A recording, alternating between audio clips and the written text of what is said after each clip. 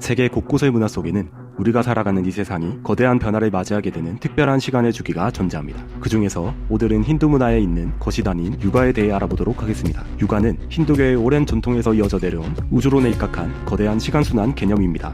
육아라는 시간 단위는 크게 4개의 육아로 나눠지는데요. 각각의 마디가 변할 때마다 시대의 모습이 크게 변한다고 합니다. 여기서 4개의 육아는 사티야 육아, 트레타 육아, 드바파라 육아, 칼리 육아 이렇게 4개로 나눠지는데요. 처음 시작되는 주기인 사티야 육아는 크리타 육아라고도 하며 이 시기는 황금의 시대라고 정의합니다. 이때는 진리와 말씀을 뜻하는 다르마가 4다리로 굳건히 서 있는 모습으로 묘사됩니다.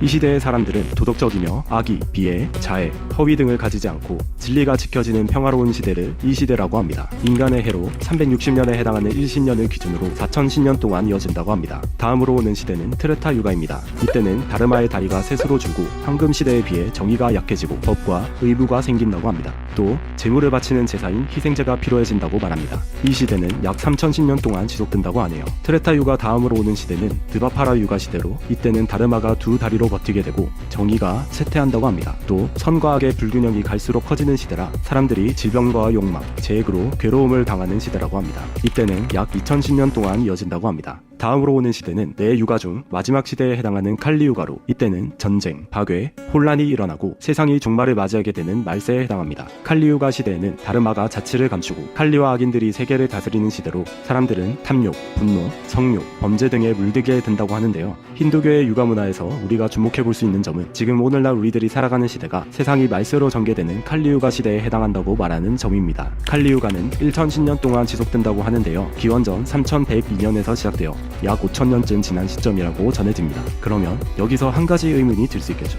아직 많이 남아있으니까 문제될 것이 없지 않냐는 것입니다. 하지만 힌두 문화에서 전해지는 또 다른 주장에 의하면 칼리 육아는 앞으로 427세기 동안 계속된다고 하지만 사실 언제 끝나도 이상한 것이 없다라고도 전해집니다. 힌두 문화의 육아 사이클은 지금 우리가 살아가는 이 시대를 소위 말세로 비유하고 지금 부패한 세상이 언젠가 큰 환란으로 무너지고 완전히 새로운 시대가 도래하게 된다고 말하고 있습니다. 세계 여러 문화권에서 말하는 예언들처럼 말이죠. 육아 사이클 관련 내용을 찾아보면서 또 하나 흥미로운 포인트를 찾을 수 있었는데요. 바로 힌두 육아에서 전하는 예언 중 동양 철학의 음양오행 원리로도 이해할 수 있는 코드가 존재한다는 점입니다. 힌두교 관련 예언을 보면 칼리 육아 시대에는 다르마가 사라져서 사람들이 탐욕과 범죄에 물든 분열되고 타락한 시대를 살아간다는 내용은 음양오행의 상극상생 원리로 보면 목화토금수 오행 중 불의 시대에 해당한다고 볼 수 있습니다. 오행을 사계절로 따지면 봄은 목기운에 의해 자라났다면 여름이 되면 불, 화기운의 작용에 의해 불처럼 분열되며 성장하게 되는 것이죠. 이때는 아직 열매가 서있고 열매를 맺기 위해 끝없이 성장 경쟁을 하는 것처럼 인간 역시도 과도기적인 시대를 거치며 분열 경쟁을 하는 시대라고 할 수 있습니다. 여름이 끝나면 가을이 오는 것처럼 혼돈의 카오스와 같은 칼리 육아 시대가 끝나면 다시 다르마가 넘쳐나는 황금의 시대인 크리타 육아 시대가 열린다고 말하는데요. 음양오행의 순환 원리로 보면 여름, 화의 시대가 끝나면 가을, 금의 시대가 열리게 됩니다. 그런데 힌두 육아에서는 크리타 육아의 황금 시대가 열리기 전에 칼리 육아의 세상에는 파괴의 신 시바에 의해 기존의 세계는 완전히 파괴되고 창조의 신 브라흐마에 의해 새로운 세계가 창조되면서 크리타 육아 시대가 열리게 된다고 전하는데요. 이 구절에서 시바 신에 의해 칼리 육아 세상이 파괴된다는 내용은 음양오행 순환 법칙으로 보면 화의 세상에서 금의 세상으로 넘어가기 전에 오행의 원리로 화와 금이 서로 극하며 충돌하게 되는 화극금, 즉 금화 상쟁에 의해 발생되는 충격이라고 말할 수 있습니다.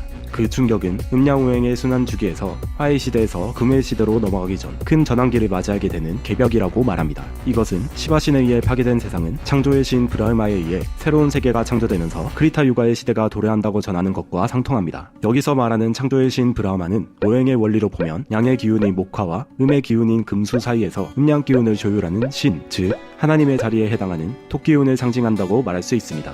토의 기운은 오행 순환 원리에서 서로 상극 관계인 화기운과 금기운 사이를 상생으로 매개해주는 역할을 합니다. 때문에 힌두 육아에서는 창조의 신 브라흐마가 화의 시대인 칼리 육아 시대와 금의 시대인 크리타 육아 시대 사이를 매개해주는 매개자 토의 역할을 한다고 볼 수 있습니다. 그리고 또 하나의 구절을 보면 칼리 육아 시대의 말기에는 비슈누 신의 마지막 10번째 아바타인 칼키가 백마를 타고 나타나 비슈누의 신검을 들고 칼리를 비롯한 여러 악인들을 물리치게 된다고 전하는데요. 여기서 비슈누는 창조의 신 브라흐마와 파괴의 신 시바와 함께 힌두교의 3명의 신인 삼신 하나님의 개념이라고 할 수 있습니다. 따라서 비슈누의 10번째 아바타인 칼키 또한 오행에서의 토에 해당하죠. 이러한 칼키가 화기운이 가득한 칼리 육아 시대에 나타난다는 것과 금을 상징하는 흰색의 말과 금기운에 해당하는 검을 들고 악인들을 물리친다는 내용은 하나님의 자리로서 토의 개입을 통해 혼란한 화의 세상에서 금의 세상으로 넘어갈 수 있다는 것을 의미한다고 볼 수 있습니다. 이렇게 칼리유가의 내용과 함께 보았던 음양오행의 이치는 우주의 거대한 사이클인 증산도의 우주일련 영상을 함께 보신다면 더 다채로운 해석을 하실 수 있습니다.